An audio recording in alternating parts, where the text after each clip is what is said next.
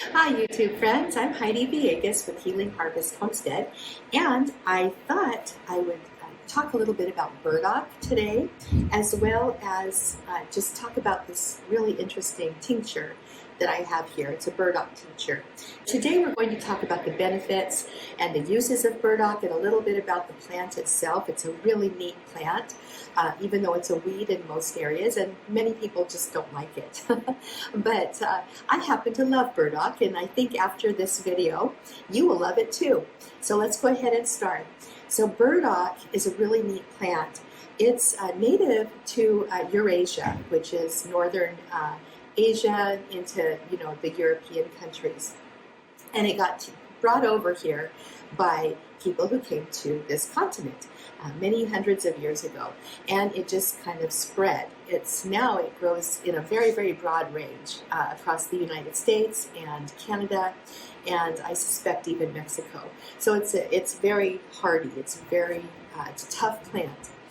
It has very, very long, deep roots, and the roots are the main medicinal part, although you can use the leaves too, and I do have a leaf here, and look how beautiful and large it is. So pretty. I'm going to talk a little bit about the leaf as well. The flowers are, the seeds of the flowers are what we can also use for medicine, but it's really a hassle getting to the seeds. So most people just deal with the roots. The flowers flowers are actually made of little florets, like little separate flowers in a little bundle. And as they go to seed and as the flower petals drop off, what you're left with is this Velcro-like burr. And that some people think that might be why it's called burdock. So burdock is a plant that's a little bit special. It's a biennial. A biennial plant is a plant that has a 2-year life cycle. So it grows in a rosette the first year. So you have this little round rosette of leaves that all grow out of the base, and the leaves are usually quite large. This actually came off of a first-year rosette that had only about, I would say maybe 7 leaves altogether. So it's a small rosette of burdock, and these can grow over time to be, maybe even 3 feet wide. The rosette can that first year, and then the second year, what happens is it shoots up the flowers and a little stem, and it gets a bit taller. They could get up to 5 feet tall. I've seen them be maybe even taller in some areas, and that's when they get flowers. The beautiful purple flowers that look a little bit like a thistle, but it's not really a thistle. And that is what burdock looks like. It's very easy to grow. It grows in a lot of places, but just beware that if you do grow it and it goes to seed, it's very likely it's going to take over wherever you have it. So that's a little bit about just the basics of the plant. Now let's get into some more information about the medicine, and then I'm going to show you this tincture that I have right here. So let's go ahead and talk about the benefits and some of the uses of burdock. So first off, this plant, the roots especially, again, that's the part we normally use, is full of antioxidants, tons and tons of antioxidants, and phenols as well. But these are generally chemicals that help the body out. Antioxidants help support the body in scavenging free radicals, which are the things that tend to oxidize our system in a number of ways, cause inflammation. So antioxidants are good. We want those antioxidants.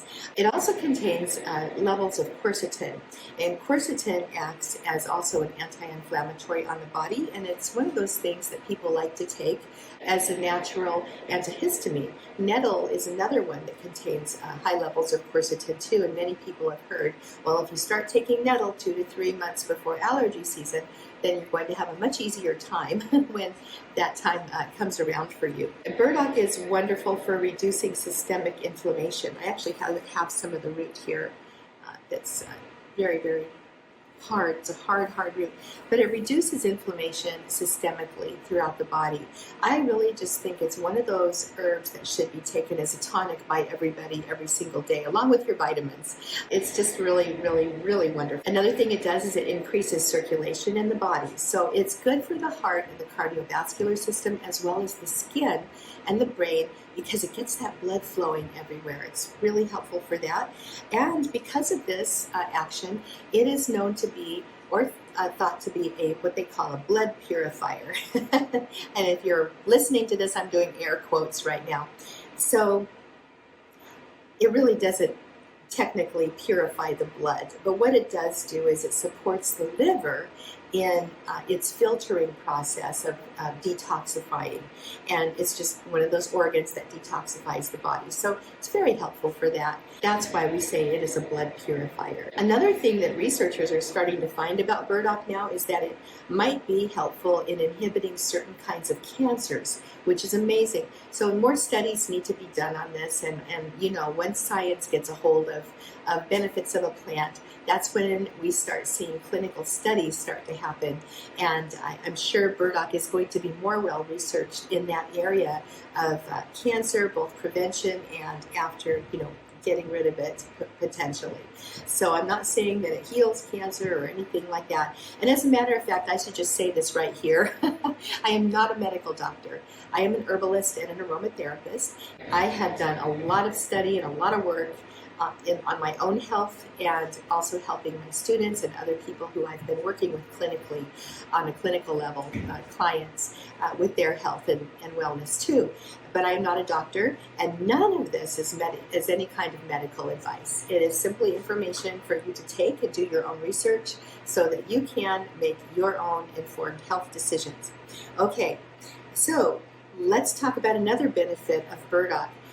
It may just be a nice aphrodisiac for men. So if you want to improve male libido, burdock might be a good choice for you. There has been a clinical study on male rats, and they did find that burdock root was super helpful for these rats. So that's good to know. The reason they use rats in studies, you know, here we're trying to compare an animal system to humans, but evidently rats are fairly similar to the human body, so they make some conclusions sometimes about that. I am not a fan of animal studies, by the way, but since science is all bent on using animals, then that's what we go with.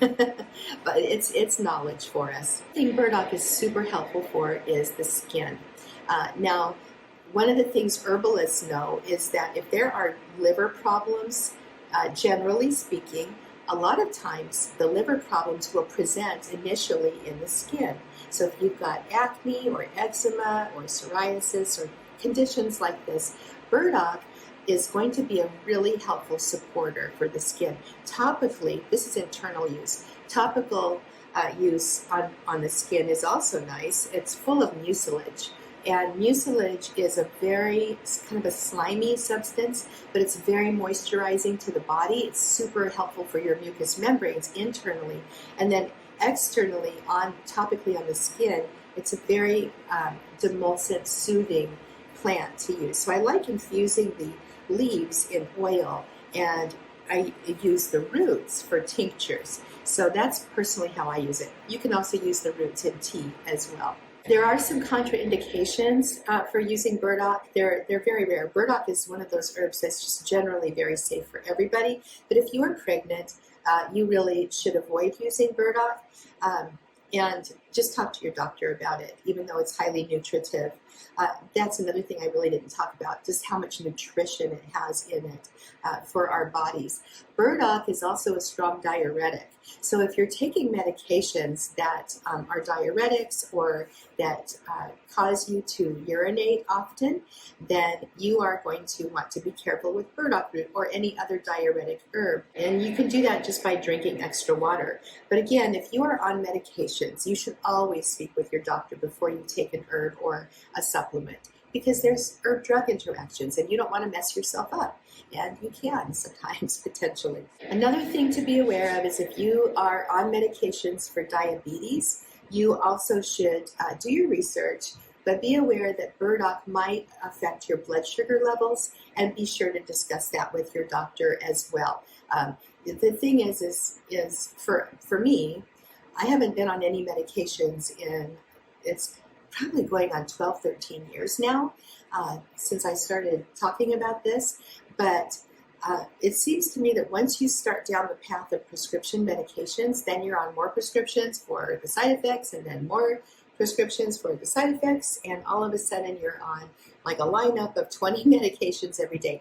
And actually, I started down that path myself in my 40s, and I got a little worried because nothing was working and I felt really sick, and I finally just stopped altogether. And so here I am talking about the herbs to support your body and your health and your wellness naturally. And that's what I prefer for myself. So if you're on medications, if you've already had to, get going on that path, just know that, depending on where you're at in your journey, you might be able to get off of them. And if you can't get off of them, it's okay. But you do need to do your research before you start working with herbs and even some essential oils, because there are potentially some interactions. So I want to talk about one more thing, and this is the most important thing that Burdock is helpful with. It's not the most important thing. I just think it's a pretty exciting thing. So this is a Burdock tincture right here. And in this Burdock tincture, you see this layer of white stuff. This is actually inulin. Inulin is found heavily in the root if it's a quality herbal product. And inulin is an insoluble fiber in our body. So what it does is a couple things. Mainly it's a prebiotic. So when we ingest our burdock root tincture, and you want to shake this before you take it so that you're getting that good inulin, the inulin goes into our system and it feeds the good bacteria in our gut, and that helps the good bacteria overcome the bad bacteria. So we've got this fight going on in our guts. Burdock root, if it contains a nice amount of inulin, can be really helpful with that. The other thing is that inulin does is it's a fiber, and our body does not absorb it. What it does do is it kind of creates this gel-like substance, and I'm not to a huge extent. Don't get a picture of like you've got this body of gel sitting in your tummy. That's not exactly what it does, but it makes you feel full. And that it actually can help with overeating. It can help you just curb the appetite a little bit. So this is an example of a plant that can really do some wonderful, wonderful things for your body. And you want to see that nice layer. If you see that layer of white in your tincture, don't freak out. It's a good thing, okay? Other plants have inulin as well. Members of the aster family like dandelion and others you might see that layer of white. So it's a good thing. The ways you prepare burdock is you can tincture it. If you tincture your burdock, you're going to reduce the nutritional value to an extent because minerals aren't extracted very well in alcohol, and burdock is rather high in some minerals. The other thing is that you can create a tea from it. If you drink a tea, it's going to be really helpful. But I find I like the tincture because the medicinal compounds I'm looking for are tinctured very, very nicely. You can also make glycerites and use your burdock in vinegar acetums and even in honeys and things like that. So those are different ways you can prepare your burdock and put it in your body because it's good for you. All right, I am Heidi Villegas with Healing Harvest Homestead. Stay tuned because as soon as I am able to harvest some of this beautiful root from the plants as they mature in the early fall, I will be doing another video on how to make a burdock tincture.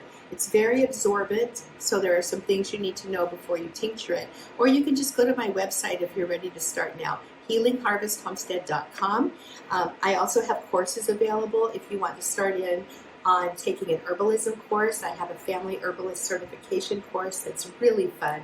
I open it 3 times a year, and I'm there with you as you go through it. So I would encourage you to take a look at healingharvesthomestead.com. Subscribe to my channel here. I'm always doing different videos and things. And I love you guys. Thanks for being here. I'm Heidi Villegas with Healing Harvest Homestead. I will see you later.